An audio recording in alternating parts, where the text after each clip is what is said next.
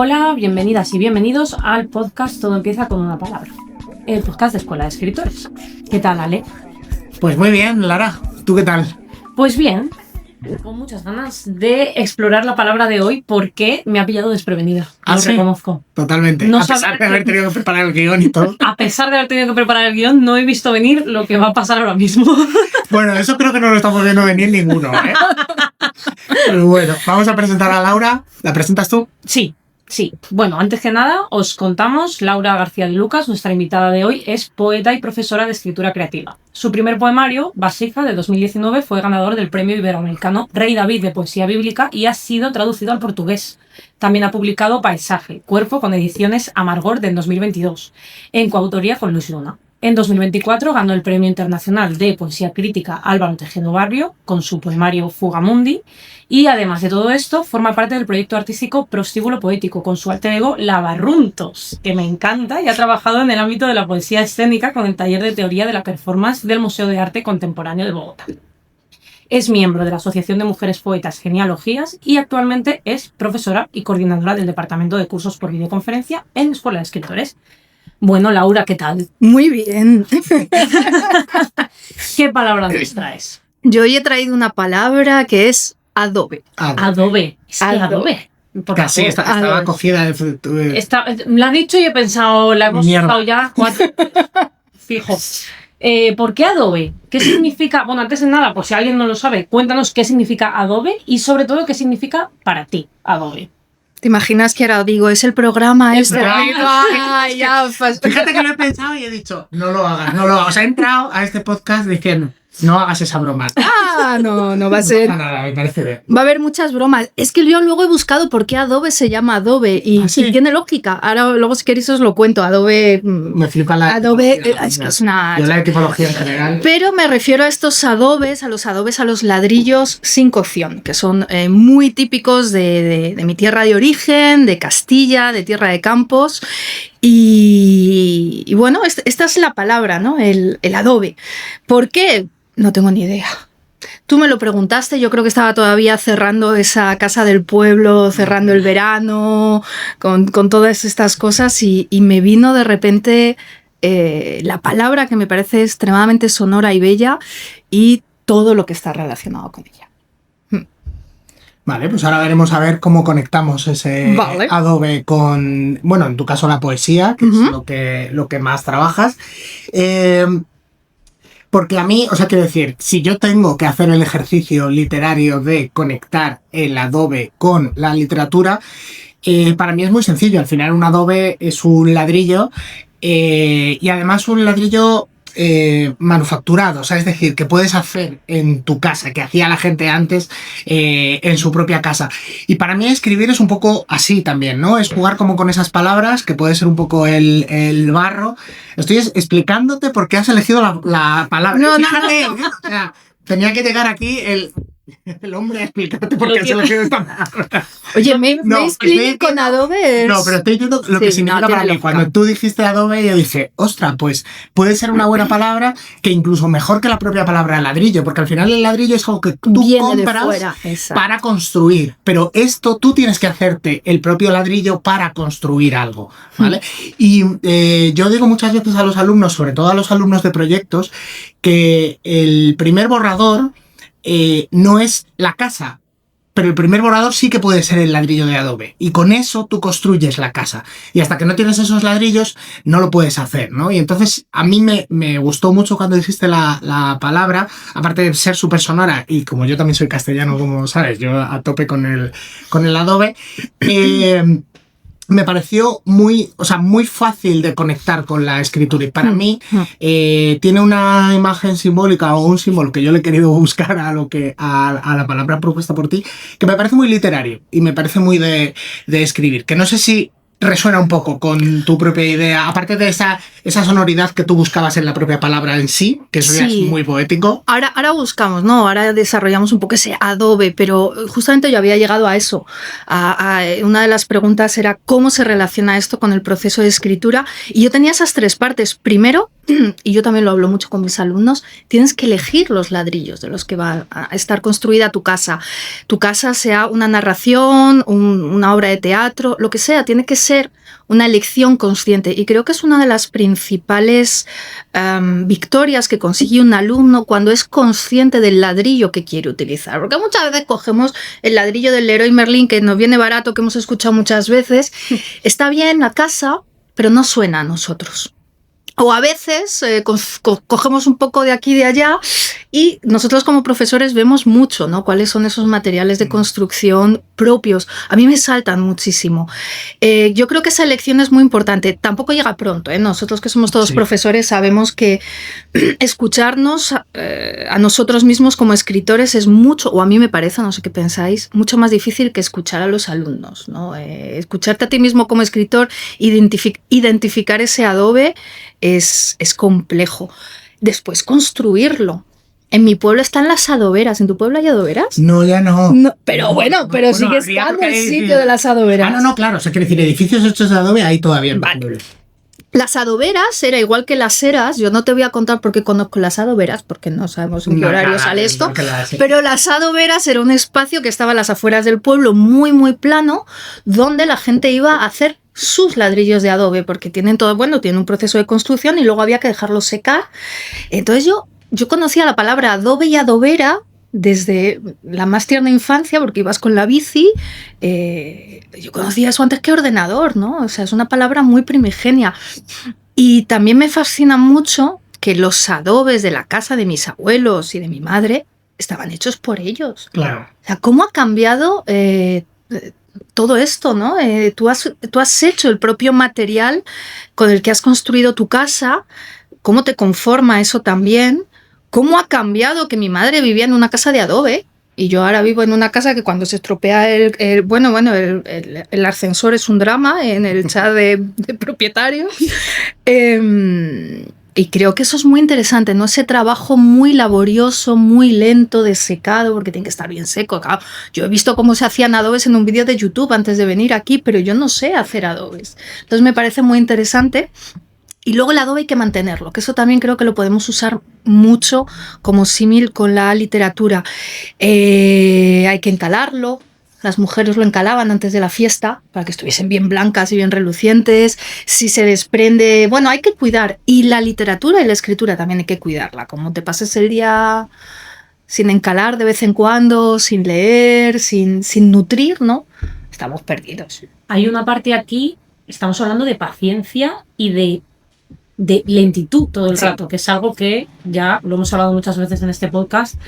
Cada vez es más difícil de encontrar en el mundo en el que vivimos y ahora pues como que nos estás retrotrayendo a esa época en la que todo iba más despacio, en la que se requerían esperas, en la que había que dejar que se secaran las cosas y luego había que cuidarlas y había que mantenerlas y entonces el tiempo juega un papel clave que me parece muy interesante sacar esto a relucir en cualquier terreno artístico, ¿no? Porque las prisas no están admitidas y lo que queremos es conectar con ese adobe nuestro, ¿no? Por decirlo de alguna forma.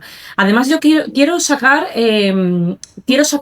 a relucir ese carácter primigenio del que hablabas antes, porque claro, yo cuando nos dijiste la palabra adobe me pasó un poco como a Ale, que sí que pensé como esa parte más artesanal que era muy fácil relacionarla con la escritura y con la creación artística en general, pero también me llevó mucho al pasado, a la conexión con los orígenes, a la conexión con la tierra, con lo esencial, ¿no? De alguna manera. Y yo quiero ir por ahí. Quiero que nos hables un poco de ese carácter como más ancestral, como más primigenio de esta palabra. Sí. Lo relaciono un poco con lo que he dicho antes. Es cuando tú te das cuenta que tienes palabras que forman parte de tus primeras palabras, adobe, y es que era antes que ordenador, ¿no? Y volviendo otra vez a lo mismo, creo que es fundamental para nuestra escritura encontrarlas y ponerlas en valor. Afortunadamente ahora estamos teniendo toda una corriente de diferentes tipos de géneros y de literarios que están revalorizando mucho esa búsqueda, ¿no? Pero claro, viene de todo esto, ¿no? Y Labarruntos que barruntos, barruntar también es una palabra de la zona, yo vengo, ni siquiera yo, mi madre, entonces, pero siempre ha sido mi espacio mítico, ¿no? De la infancia, que se llama Tierra de Pinares o Mar de Pinares. Está ahí entre Valladolid y Segovia, eran todos resineros, y entonces entre muy seco y muy, muy seco. Todo, ¿vale? El tiempo, todo, ¿no? Era una vida dura.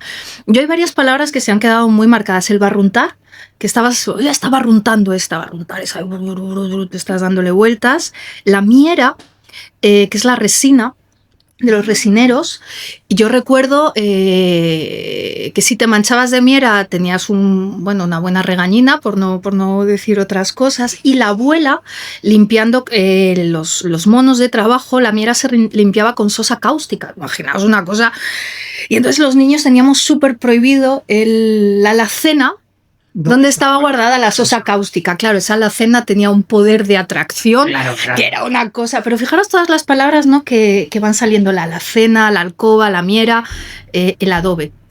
Llega un momento, porque a todos nos pasa, que no solo se te olvidan, sino que reniegas un poquito de estas palabras o de expresiones, ¿no? que hay. Y llega un momento también, pero que a todos nos pasa, que de repente miras hacia atrás y que te das cuenta que hay cosas que solo se pueden expresar con estas palabras. De hecho, cuando yo os estaba contando esto, he visto vuestras sonrisas, habéis conectado pues con esa infancia mía, ¿no? Que era casi mítica. La barruntos es esto. La barruntos es un alter ego, un heterónimo que yo desarrollé en poesía en un momento en el que no me salía nada porque acababa de escribir Vasija y yo sonaba como un cura de Ávila, que no está mal, pero... que no está mal, pero no era lo que estaba mal. Pero tenía que... Y entonces recibí un muy buen consejo de escribir desde un alter ego, entré en el grupo del Prostíbulo Poético, que es un espacio maravilloso, y la barrunto se escribe así, con esas palabras. Ella orina en las ceras, no mea, orina, ¿no? Entonces hay esa dicotomía de esos cambios de lenguaje que yo me lo paso muy bien escribiendo poemas con este alter ego. También hay claro, te quitas una responsabilidad grande. O yo lo siento así, no sé si vosotros escribís. Me parece una idea brillante. Tener un alter ego en la escritura que escriba de otra forma y que de alguna forma libere una parte de ti que tú por ti misma no eres capaz de soltar. Entonces, es que, o sea, quiero decir, es una obviedad, porque no eres seguramente ni la primera persona, probablemente ni la primera que conozco, pero creo que no. Poesía además es más claro, común. Sí, es más común. Es verdad que yo, como no escribo poesía, pues a lo mejor me pilla más ajeno, pero sí que he oído hablar antes de alter ego artísticos. Pero ahora que lo estoy viendo más de cerca contigo, he pensado mucho en ello estos días y he dicho, es que en realidad es una idea buenísima. Es divertido. Y le quita también mucho peso a la poesía, que también parece que a veces tenemos Y volviendo al adobe, que es una idea que me ha surgido antes cuando tú lo decías, utilizando ese adobe que pueden ser las palabras, esas ideas personales que tenemos cada uno, construir un espacio que habitar. O sea, quiero decir, no solo un espacio de tal. Y claro. Esto, el heterónimo y todo lo que hablamos y la literatura, creo que más que para verse hacia afuera, que es un poco, vale, sí, luego encalaban, lo puedes encalar todo lo que tú quieras, pero hay que mantenerlo porque tú habitas dentro de ahí. Entonces, esa es la principal función, ¿no? Y un poco quitarle ese peso a la literatura, que ya no es tanto para ver qué opinan los demás de lo que yo he escrito, sino para habitar tu propia literatura, ¿no? Que es como muy, también muy simbólico de todo esto. Y lo que comentabas también, Laura, antes, de ese reconciliarse, ¿no? Con ese pasado mítico, que bueno, a mí me ha sucedido también porque me pasa exactamente igual que a ti. Mis padres son castellanos, uno de León y otro de Soria, y cada uno con su manera peculiar de hablar, sus palabras, etc. Y llega un momento en el que yo he tenido que volver ahí, que esto lo hablaba mucho cuando publiqué la novela, porque mi última novela también estaba ambientada en un pueblo de Castilla, etc. Yo he tenido que volver a eso literariamente un poco para poder encontrar mi propia identidad, para poder encontrar mis propias raíces, porque en Madrid no las tenía. O sea, quiero decir, en un lugar como tan homogéneo, donde hay tanta gente, muchas veces es muy complicado encontrar tu propia identidad. Sin embargo, en los pueblos, ¿no? Como volviendo un poco hacia atrás, volviendo a las cosas un poquito más sencillas, quizás es más fácil como encontrar, ¿no? Ese tal. Y yo he tenido que ir hacia atrás un poco para poder encontrar mi propia identidad y decir, porque aquí es muy fácil, ¿no? En estas ciudades perderse y de repente ser nadie. O sea, quiero decir, es muy fácil no ser nadie, ser uno más en el bloque de vivienda, ser uno tal. Y eso en una casa de adobe es diferente, porque tú aquí te puedes mudar y te mudas a una casa y te mudas a un piso y ahora vives en este barrio y vives en otro barrio y te da igual. Pero allí es tu propia casa, la has hecho tú, forma parte como de ti, ¿no? Y esa identidad que construyes, estás en el mismo sitio donde han estado tus bisabuelos, es algo complejo a lo que hay que volver, ¿no? Es como cuando uno se reconcilia con el padre después de la adolescencia, haber odiado a tus padres constantemente, de repente dices, ostras, hace un clic algo y dices, ahora les entiendo. Totalmente. Te haces mayor y vuelves un poco, y vuelves a los padres. Yo pensaba que a mí no me iba a pasar, a mí me ha pasado, y yo creo que lo mismo me ha pasado. Ocurre con el espacio. Sí. Y 100%... conecto con todo lo que estabas comentando tú de esa vuelta, ¿no? Y de esas son como para mí las dos ideas principales con el adobe. Un poco la vuelta para encontrarse, porque es verdad que es muy fácil perderse, no ya solo en la ciudad, que hablamos de la vuelta tal, sino en la propia literatura es muy fácil perderse si no tienes claro como eso de lo que quieres contar, ¿no? Que yo a los alumnos siempre les digo, lo más importante que podéis sacar de este curso y de cualquier otra cosa es que sepáis quiénes sois como escritores, cómo escribís, cuál es vuestro proceso creativo. Si después del curso lo único que os lleváis es haber encontrado vuestro proceso creativo, ya no os imagináis lo afortunados que sois. O sea, las técnicas y todo eso es muy importante, pero si no lo tienes, no es una casa más en un bloque de chalets adosados. Total. Si tú encuentras esa voz, tú vas a saber hacer tus propios ladrillos. Sí. Y es lo más complejo para mí en la literatura. Es justo lo que hemos dicho, es complejo, es lo más lento también, pero yo también es donde apoyo mucho a los alumnos. Pero es eso que dices, mira, ahí hay dos temas súper interesantes. Uno, que creo que nosotros estamos más cerca a nivel generacional, ahora me dirás qué opinas, que es la vuelta a los padres en literatura. Y yo es un tema que llevo pensando bastante, es que el salto generacional que ha habido entre nuestros padres y nosotros, todos los que hemos nacido en los 80, es brutal. Es muy bestia, ha sido muy brusco. Yo a veces, cuando también te reconcilias y miras hacia atrás, digo, yo no sé si habría tenido la capacidad de adaptación que han tenido mis padres, porque bueno, sí, yo ahora me adapto a cositas, al streaming, bueno, y todavía me cuesta. Claro, que si TikTok. Que si TikTok, que si un skincare de 40 pasos, pero claro, la generación de nuestros padres se han tenido que adaptar la mayoría de un entorno muy rural a un entorno de ciudad y a un cambio en absolutamente todo. Y qué bien lo están haciendo. O sea, tanto de yo qué sé, de las relaciones sociales. Mis padres se tuvieron que casar y ahora ya es como, bueno, hija, ¿qué tal? Bien, ¿no? Bueno, pues... Y yo a veces pienso, no sé si sería capaz de esta adaptación, pero también pienso que en literatura es un tema que todavía nos queda ahí una generación de escribir sobre ello, ¿no? Y yo ahí sí que miro mucho hacia atrás, a nivel literario, claro, cuando yo leo a Delibes, que es adobe. Puro y duro. Puro y duro. Yo le entiendo, pero me parece un poco a veces narrativa de ficción, porque el mundo que cuenta es tan alejado al que yo he vivido. Total. Pero al mismo tiempo digo, madre mía, pero es que mis padres y mis abuelos han vivido esto. Claro. Y estoy hablando del camino, no de cosas, no de los santos inocentes, ¿no? Entonces eso, lo primero, creo que ahí tenemos un salto que tendremos que aprender a no sé, o a escribir más, o habrá una narrativa. A mí me falta, yo espero que haya una narrativa castellana que empiece a desarrollarse un poco y que hable de estos cambios. Es que esa ruptura... perdóname, que tú ibas a decir algo. No. Vale, es que no quiero copar tampoco. Delibes. Hay una ruptura que es un poco lo que yo comentaba antes, ¿no? Por eso yo he tenido que volver. El mundo que tenemos nosotros ahora, vale, que está cambiando, pero ¿sabes de dónde ha evolucionado? Pero el del mundo de nuestros padres o el mundo rural a el mundo actual hay un salto que a mí me hacía sentir como que no había nada detrás. O sea, quiero decir, porque ¿cómo se puede pasar de no tener teléfono ni televisión en ningún teléfono ni ninguna televisión en mi pueblo? Pero en mi pueblo existía lo que, cuando salió la televisión, lo que se llamaba el teleclub, y que daban, o sea, que era simplemente una tele que habían comprado entre todos para ver la tele y se juntaban todos ahí, y eso ha pasado, ahora son bares, etcétera, pero me encanta. Es un lugar de reunión comunal en rural, claro. ¿Cómo se pasa de ahí a el WhatsApp? ¿sabes? O el TikTok.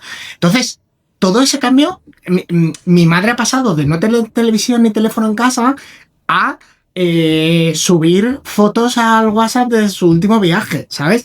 Y cómo hemos pasado por ahí, ellos han pasado desde ahí, pero nosotros no. O sea, quiero decir, nosotros cuando ya hemos nacido, ya teníamos teléfono en casa y televisión en casa. O sea, quiero decir que luego ya es verdad que ha salido la gran brecha de Internet, pero nosotros estábamos más preparados para que esa nos pilló también más o menos jóvenes.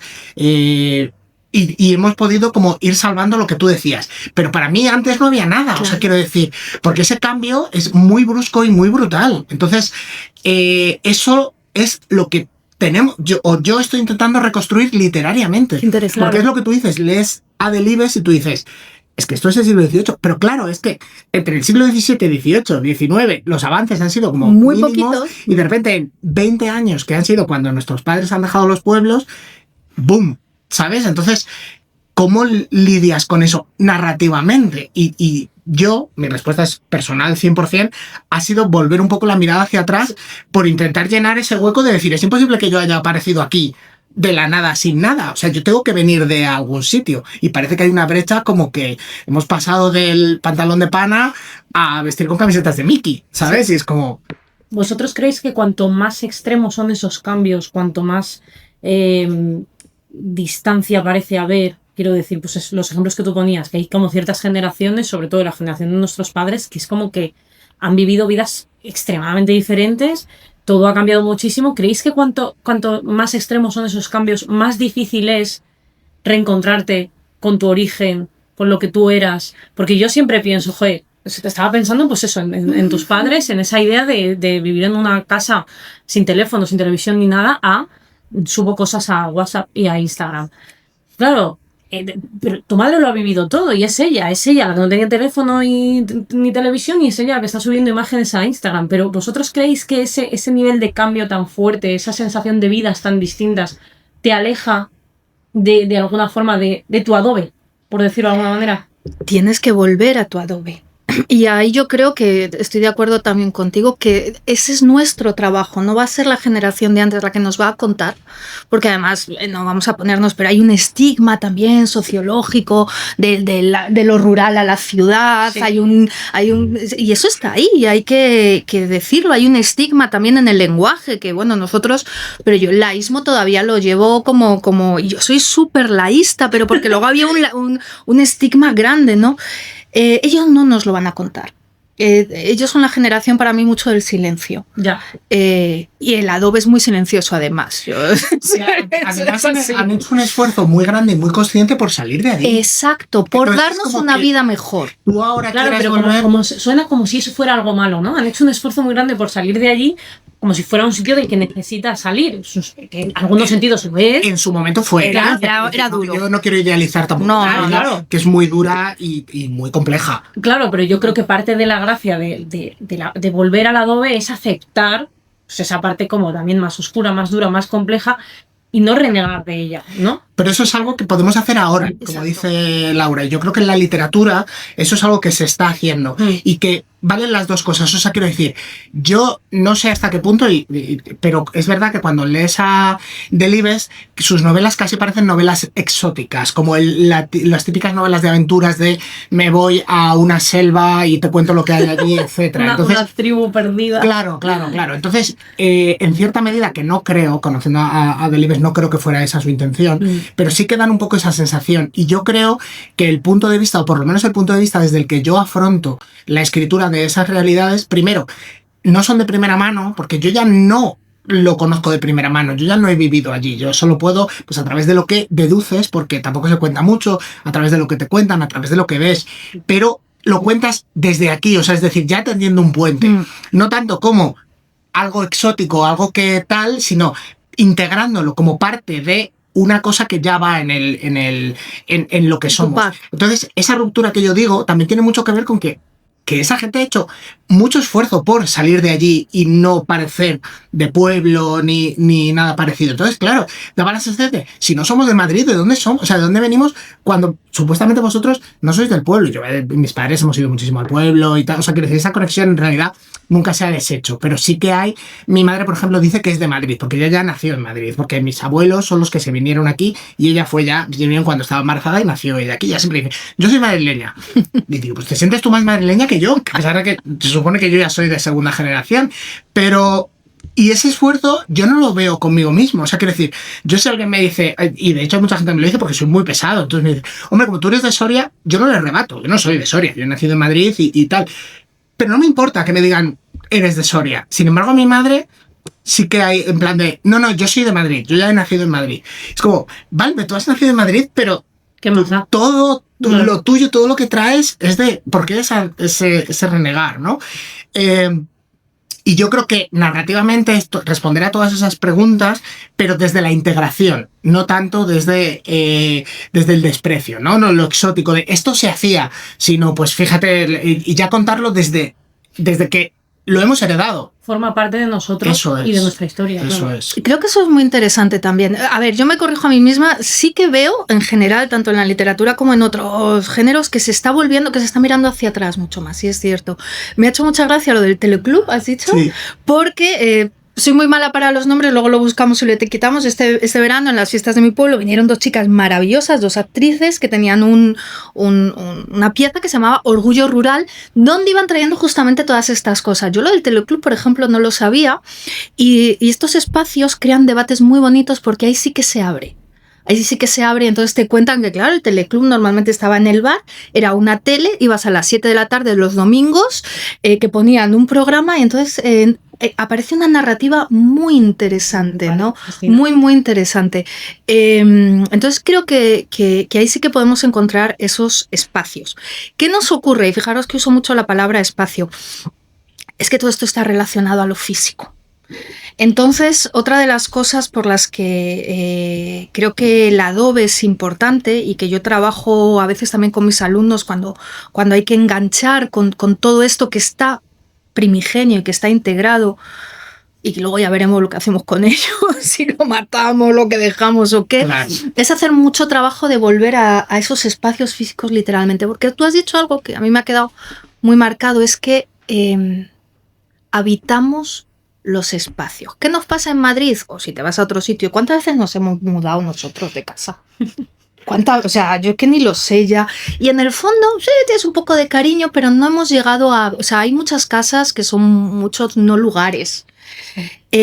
Vuelves a la casa del pueblo y es la casa del pueblo. Ya está, todos hemos dicho, ay, la casa del pueblo. Entonces yo trabajo bastante esto con mis alumnos y estamos haciendo ese proceso de cómo era esa casa.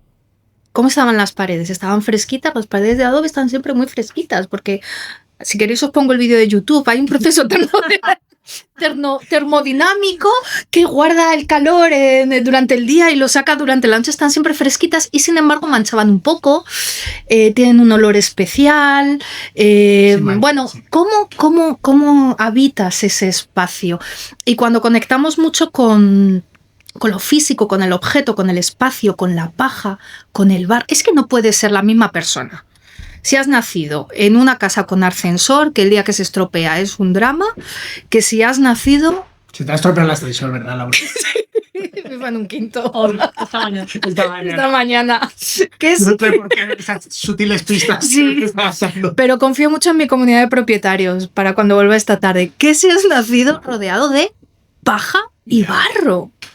Y estiércol, que eso me parece bastante sorprendente también como aglutinante, pero sobre todo paja y barro, ¿no? Eso claramente habitamos el espacio y sobre todo yo estudié mucho a Bachelard en su época y tal, creo que el espacio es el que nos configura. Tú puedes pintar las paredes de rosa, pero al final esa pared te configura muchísimo más de lo que nosotros le configuramos a ella. Entonces, de ahí la importancia que también pensando en el podcast de la casa, del espacio que encontramos en tantísimas novelas, sí. Poemarios, ¿no? Tantos textos. Es que es un elemento simbólico muy, muy potente y muy, muy poderoso. hasta el punto de que la narrativa a veces toma la entidad de personaje. A mí es una cosa que me encanta. Cuando en una historia un espacio físico, una casa, normalmente suele ser una casa, tiene la entidad de un personaje, tiene un carácter propio, tiene un papel que juega en sí mismo al margen de otros personajes humanos, vivos, demás, me parece fascinante y creo que de alguna forma viene de ahí, de esa idea de cómo el espacio te acaba configurando más de lo que tú lo configuras a él. Y es que no ya solo simbólicamente, que a mí me gusta mucho hablar con mis alumnos de Fantástica de el simbolismo que tienen las casas encantadas, porque le añade no ya solo el simbolismo de la propia casa, sino además ya le añades ese otro elemento imposible que también tiene su parte de carga simbólica. Entonces, trabajar con eso es muy, muy interesante. Nosotros siempre ponemos alguna lectura mínimo en la que haya una casa encantada, porque da un debate muy rico y nos ayuda a reflexionar un poco también de el uso del terror, este tipo de cosas. Pero explícanos un poco más esto, como que la casa, aparte de ser casa y encantada, tiene un símbolo más de terror. Claro, porque normalmente, o sea, quiero decir, la carga simbólica que tú le puedas añadir a una casa, la mayoría de las veces una casa es un espacio que está preconfigurado como un refugio. Sí. Claro, entonces la mayoría de las casas encantadas, ahora no, ya se les está dando otro toque, pero bueno, cuando surgió la idea de la casa encantada, una casa encantada es lo contrario de un refugio. Y además es un sitio... La casa que te ataca. Eso es, de un sitio del que muy probablemente tú no puedas escapar. Entonces, sirve muy bien para reflejar situaciones familiares muy complejas en las que cuando tú estás leyendo y tú estás diciendo, pero ¿por qué el personaje no se va de la casa? Sí, tú puedes escribir esta misma historia sin utilizar eso, pero quizás no lo enfatizas tanto. Tú puedes escribir a lo mejor una historia de maltrato o una historia de una familia tóxica y tú igualmente te vas a preguntar, pero ¿por qué el personaje no se va? Entonces, si en el caso de la casa encantada, que luego ya hay un millón de razones porque la casa puede estar encantada, porque sí puede ser el fantasma de algún familiar, o sea, quiero decir, que simbolice esos secretos, ¿no?, que se van heredando y que afectan a las generaciones futuras, que acaben manchándote un poco porque vives en esa casa. Entonces, hay muchas maneras de cargar simbólicamente una casa encantada en función de lo que tú quieras decir, pero para mí lo principal es que la mayoría de las casas encantadas transforman un refugio en lo contrario de un refugio. Una prisión, ¿no? Efectivamente. Entonces, luego ya lo puedes afinar como tú quieras. Y es verdad que hoy en día, si pensamos en el ejemplo, por ejemplo, de Carcoma, esa casa encantada es casi un refugio a pesar de que es una casa encantada, es casi un refugio para ellas. Pero hay muchas razones y mucha simbología de por qué está encantada esa casa, etc. Entonces, yo me gusta reflexionar mucho sobre eso. Pero, a pesar de todo eso, que era como he empezado la frase, que es a pesar de todo ese simbolismo, creo que el ver tus propias historias como un lugar en el que habitar ya te va a ayudar mucho a configurarlo, porque ya es, yo tengo que vivir aquí. Entonces ya la manera de construirlo es diferente que si a ti te dicen construye una casa para otra persona. Es como, no, yo tengo que vivir aquí. Y eso siempre te va a ayudar más, creo yo, a darle ese toque personal. Construye algo o escribe algo en lo que tú quieras vivir, porque eso es lo que te va a dar el toque personal. Es imposible escribir nada que no se haya escrito ya. O sea, quiero decir, para mí la originalidad no existe, y si existiera habría que buscarla desde el propio punto de vista. Y para mí ese punto de vista es habitar esa historia. Habitarla, o sea, es decir, nadie va a habitar una casa o nadie va a tener las necesidades que tú tienes a la hora de construir una casa. Vas a construir una casa que responda a tus necesidades. Vas a construir una historia que responda a tus necesidades literarias en ese momento, puede ser, o a tus capacidades o habilidades como escritor en ese momento, estupendo. Pero ya va a ser tu casa, ya no va a ser igual que otras casas, y ya es ahí donde vas a encontrar la originalidad. En las casas está todo inventado, también se puede decir. O sea, es decir, que de 4 pisos, de 3, de 2, existe todo. Que vas a vivir con 6 familias, existe. De una sola habitación, ya existe. Redondas, cuadradas, da igual, todo eso ya está hecho. Ahora tú no te tienes que preguntar, voy a inventar una casa en forma de estrella porque no existe. No, pero tú vas a habitar esa casa. ¿A ti te viene bien o te sirve que la casa tenga forma de estrella? Para mí eso es lo que te tienes que preguntar, y literariamente es lo mismo. Voy a escribir con 300 narradores porque nadie lo ha hecho, pero ahí es donde vas a habitar tú. Eso es, o sea, quiero decir, ahí es donde te vas a encontrar tú, porque si es que sí es la casa que necesitas, adelante. Pero entonces no respondas a lo voy a hacer porque nadie lo ha hecho, sino lo voy a hacer porque es lo que necesito literariamente, o lo que yo quiero expresar como lector. Y ya me callo. O sea, realmente... Me encanta que te las hayas apañado. Estaba un rato mordiéndome la lengua para no decir, te las estás apañando para hablar de casas encantadas, ¿vale? O sea, hemos empezado por Adobe y por poesía. Pero es que yo he estado pensando, pero es que he estado pensando casi todas las... Por eso te he preguntado más sobre el simbolismo, el símbolo. Pues sí, hay símbolo, van muy de la mano, pero casi todos los relatos de casa, estén o no encantadas por un fantasma, tienen esa... Sí, tienes ese símbolo. ¿Es refugio o es prisión? Claro. ¿Te gusta o no te gusta? Casa tomada, la perla. O sea, yo estoy pensando un poco en mis lecturas. Es que en realidad todas las símbolos son un poco casas encantadas. Son todas casas encantadas. Sí. La casa siempre coge esa simbología, ¿no? Y yo estoy pensando en poemarios. Estaba pensando en Marosa de Giorgio, la poeta uruguaya, que toda la chacra, toda la casa está encantada y nunca, no sabemos, pero hay algo, hay tanto, es un personaje más, ¿no? de su obra, y es interesante eso. Voy a aprovechar que ha salido la palabra poemario a colación, ¿vale? Porque, claro, aquí estamos hablando con una poeta, las cosas por su nombre y el adobe por delante, dejando secarse. Porque, bueno, hemos hablado mucho de los orígenes, hemos hablado de reencontrarnos con nuestro adobe, de habitar nuestras historias, y yo quiero llevar todo eso a la actualidad. Quiero darle una vueltecita, ver cómo nos acaba convirtiendo todo esto en lo que somos hoy, ¿no? En el presente. Para la gente que nos esté viendo, porque los que nos estén escuchando no lo habrán visto, pues tenemos aquí un manual de poesía maravilloso, recién salido del horno. Sí. Es el manual de escribir poesía de aquí, de Escuela de Escritores, y Laura, por supuesto, como poeta de la casa, ha participado en él, y yo quiero ver un poco cómo hemos acabado aquí, cómo empezamos con el adobe y acabamos... Oye, me encanta que esto es un poco como el color. Es que es una... que lo hemos hilado final. El manual es color adobe, prácticamente. Yo creo que deberíamos meter una reseñita. ¿Con qué capítulo participas tú? Mira, mi capítulo se llama, curiosamente, la rima y la... ¿Con qué rimaría adobe? Esto os lo dejo aquí puesto. La rima y la tradición. Es un capítulo bastante técnico porque volvemos a lo mismo. La técnica siempre nos va a servir. Es indispensable. Luego hay que encontrar nuestras palabras maternales. Pero, bueno... primigenias, esto ya nos da para otro podcast, si lo primigenio es maternal o no, o tal. ¿Por qué la rima y la tradición? Vamos a volver a ese símil que usabas al principio. La rima ha estado muy denostada últimamente, ¿no? Porque, bueno, hay que escribir sin rima, etc. Hay que escribir como tú quieras escribir. Te puedes hacer una casa con adobes, te puedes hacer una casa con ladrillo cocido o te puedes hacer una casa de placas solares. Pero tienes que elegir. Tienes que saber. Entonces, el adobe, la rima, ha sido un material muy importante para la construcción, por eso el capítulo se llama Rima y Tradición, que nos metieron un poquito con marchas forzadas en el colegio, que todos hemos odiado y que hemos dejado muy de lado.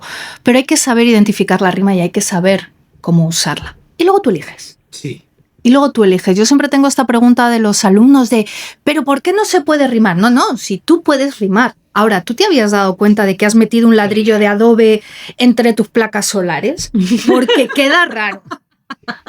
Pues es que no me había dado cuenta. Bueno, pues esto es un poquito lo que yo he intentado con este capítulo, es muy, muy práctico, de cómo identificar la rima, la semirrima, luego hay muchísimas reglas, todo este tipo de cosas, y sobre todo escuchar, aprender a escucharnos. Y vuelvo a lo mismo. ¿Quieres hacer una casa entera de adobes? Oye, que está muy bien como ejercicio, ¿eh? Porque hay mucho trabajo manual, tienes que elegir, tienes que poner a secar, aprendes. Te haces una casa de adobes, puedes hacerte casas de lo que quieras.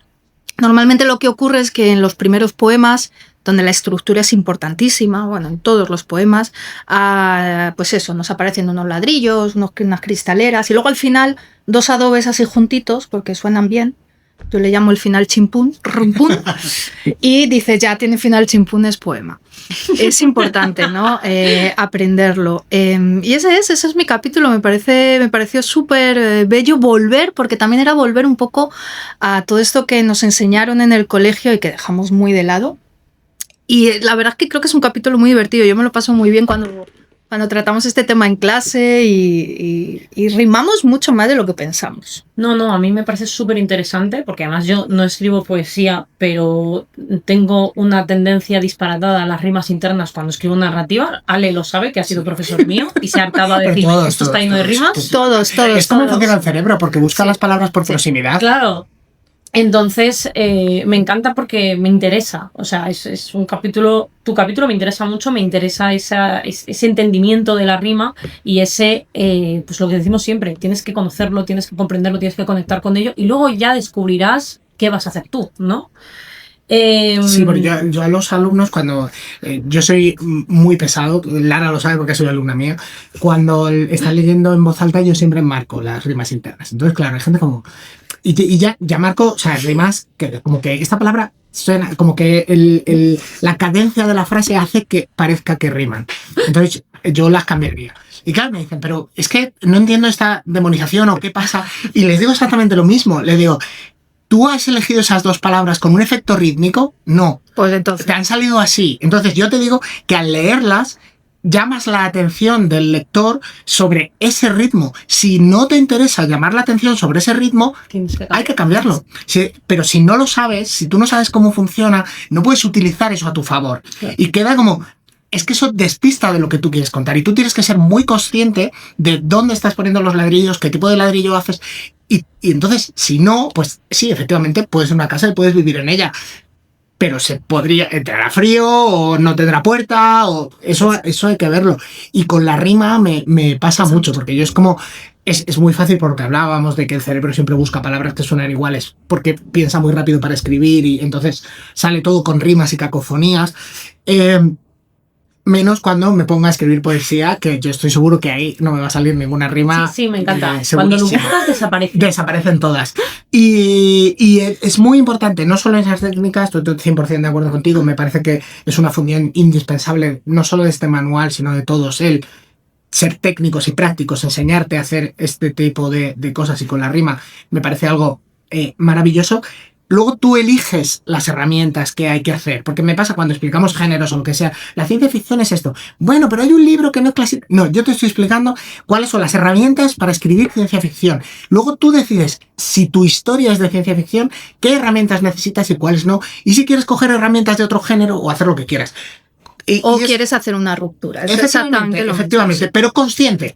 Siempre es eso, siempre es la conciencia y siempre es también la conciencia de qué es lo que quiero transmitir. Es lo que dices, si es que hablamos muchas veces en rima y sobre todo cuando estamos nerviosos, pero yo siempre les digo, ¿no os ha pasado nunca de, no sé, una situación terrible? Ir a dar el pésame y que te sale un pareado. Y tú dices, bueno, pero tú sabes que es inapropiado porque no estás transmitiendo lo que realmente quieres transmitir, que es un momento de dolor y bueno, pues no, la rima no tiene su lugar. Nos ocurre lo mismo en un poema que está tratando ese tema, ¿no? Claro. Pero ¿qué nos ha pasado con la rima? Como la hemos demonizado tanto, nos falta saber cómo identificarla. Y esto es muy divertido también, yo es como lo paso muy bien, porque luego también cada uno identificamos la rima de una manera. Hay gente que tiene mucho oído, que le identifica ahora, y tú debes de ser así, porque has dicho cuando mis alumnos leen, pero yo tengo, por ejemplo, alumnos que necesitan verlo escrito y, no sé, les doy el truco de que subrayen solo las vocales del final del verso. Bueno, tenía una alumna que se hacía Excel, ¿no? Entonces, cada uno va a encontrar su manera, ¿no? Pero me parece interesante saber cómo hacer el adobe y luego tú ya me eliges. Actualmente sí que es cierto que no tenemos tanta poesía con rima y contradicción. Existe, pero también existe efectivamente con un objetivo. O sea, con un objetivo muy marcado, ¿no? Y eso me parece también muy interesante. Bueno, antes de pasar a las recomendaciones, yo, desde que ha salido por aquí, ha asomado la cabeza la Barruntos, no dejo de pensar que quiero escucharla. Entonces, no nos habrás traído por casualidad un poemita de la Barruntos. Qué bueno que me hagas esta pregunta. No me lo esperaba. Totalmente improvisada. Sentimos por el Cenita Prieto.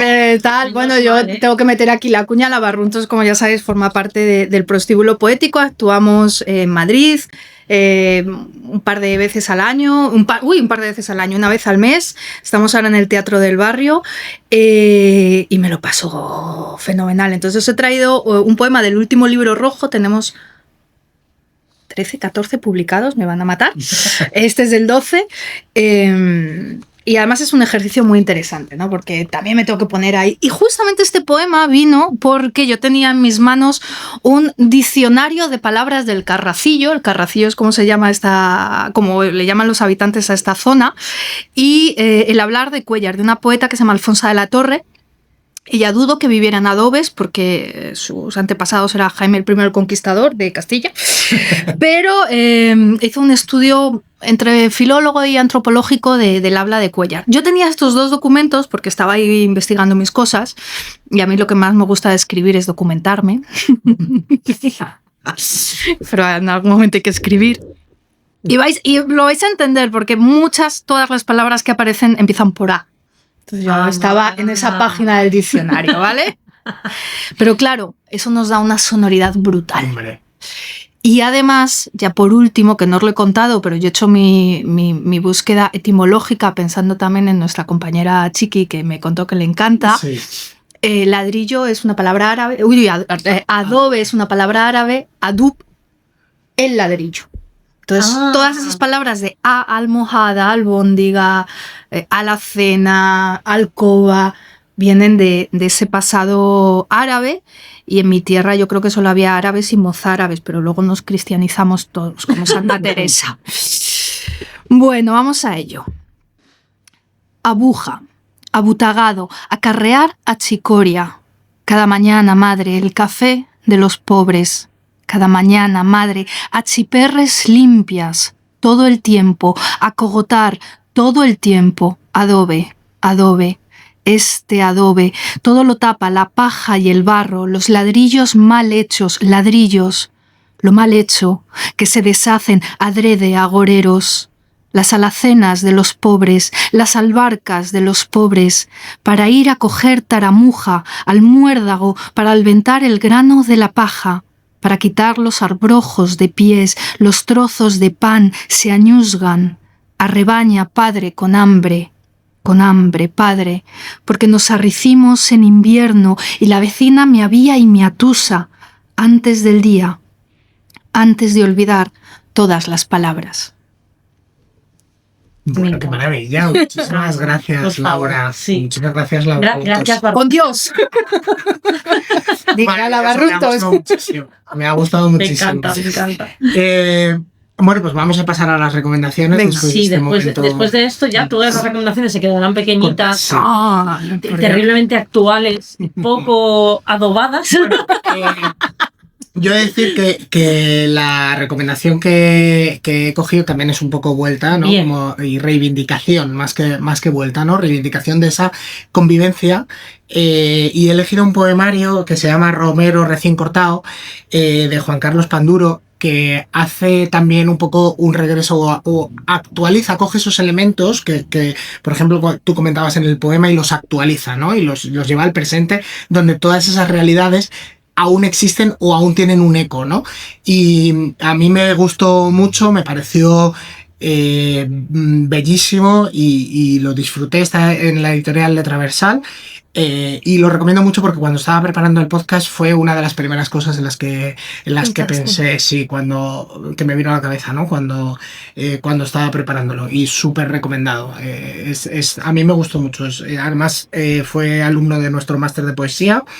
Y la verdad que uno de los mejores poemarios que leí el año pasado. Qué maravilla. Apuntadísimo. Repíteme el nombre. Romero recién cortado. Romero recién cortado. Joder, no, cortado. Qué bien suena. Ostras, es muy importante. Claro. Y no hemos hablado de esa reivindicación porque hemos hablado un poco de ese lenguaje, pero por ejemplo lo que se hace con el extremeño, el andaluz. Es que se nos han quedado cositas. Sí, pero eso para otro podcast. Bueno, el Romero recién cortado queda apuntadísimo. De Panduro. Voy a decir mi recomendación, aunque le he hecho un spoiler antes, tengo que decir, pero bueno, no pasa nada.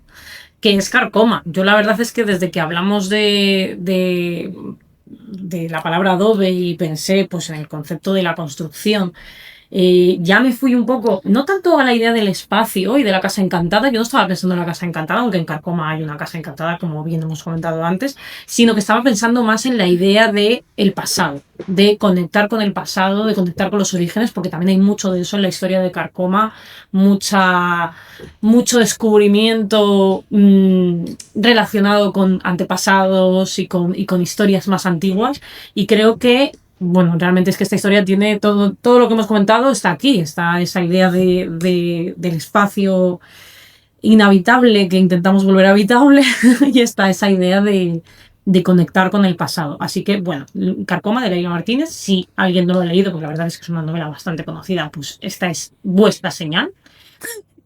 Y además da un poquito de miedito. Y hace poco fue Halloween y creo que es un momento estupendo para darle un tiento a este tipo de historias. Me parece maravilloso. Es genial. Además también el regreso a lo rural. Bueno, regreso a lo rural, totalmente. Lo rural, sí. Laura. Pues yo acabo recogiendo las dos cosas. De ti recojo poemario y poesía, y también de Lara recojo esa casa y ese volver a la casa y a los orígenes. Os quiero recomendar un poemario de una poeta venezolana que se llama Hani Osot. Toda su obra trata sobre esa vuelta a la casa, sobre lo que significa esa casa encantada y vacía, y se llama este poemario Casa de agua y de sombras, es de 1992, y bueno, últimamente se está recuperando un poco también la figura de esta poeta y no es tan difícil de encontrar, espero que lo encontréis rápido. Casa de agua y de sombras, de Hani Osot. Me encanta. Pues Laura, muchísimas gracias. Un placer. Nos hubiéramos quedado 2 horas más. Fíjate que, o sea, cuando nos dijiste la palabra, yo pensé, madre mía, oye, tenemos que sacar un episodio de esto y nos podemos sacar 5 a lo mejor o 10, yo creo, hablando de Adobe y de todo lo que... Como no nos gusta hablar ninguno de los tres. No, yo creo que el siguiente es sobre Adobe Reader, Adobe Acrobat. Adobe Acrobat. Ese va a ser el siguiente. Sí, ese es como la expansión del episodio. Cuando lleguemos a los 100 capítulos. Eso, especial 100 capítulos, Adobe Acrobat. Antes de cerrar, recordar, así en plan rápidamente, que tenemos el manual Escribir Poesía, ha salido con páginas de espuma, se puede encontrar en tu librería de confianza y en Amazon y en todos los sitios. Todas partes. Tú búscalo. Comprarlo en la librería, no lo cumplís. Sí, yo estoy un poco ahí, O sea, si puedes ir a la librería de tu barrio y encargarlo en el caso de que no lo tengan, pues... te llegará. Lo traen enseguida. Con este color maravilloso de Adobe. Y ya está. Bueno, para terminar rápidamente, las redes sociales. A mí me podéis encontrar como Lara Coto, Lara_Coto, tanto en Instagram como en TikTok, porque sí, tengo TikTok. No sé, ¿vale? Es nuestra parte moderna. Sé que hay aquí un gap generacional y que me estáis mirando fatal por dentro, pero esto es... No, yo es un poco como envidia, o sea, que no he querido conscientemente no entrar en TikTok, aparte que no lo acabo de entender. Ahí sí que, es que ¿qué es esto de TikTok? Luego te lo explico. Adobe. A mí me podéis encontrar como Alejandro Marcos en Blue Sky y en Instagram y en ningún sitio más. Y yo soy laura.g.delucas en Instagram. Muy bien. Y ya está. Pues muchas gracias. Y el podcast ya sabéis que podéis encontrar en las redes de la escuela. De escritores. @de escritores y ya está. Y por ahí comentamos, por ahí nos vemos y en el siguiente episodio seguimos hablando. Pues nada, muchas gracias a Laura un placer. y un saludo. Hasta luego. Gracias. Chao.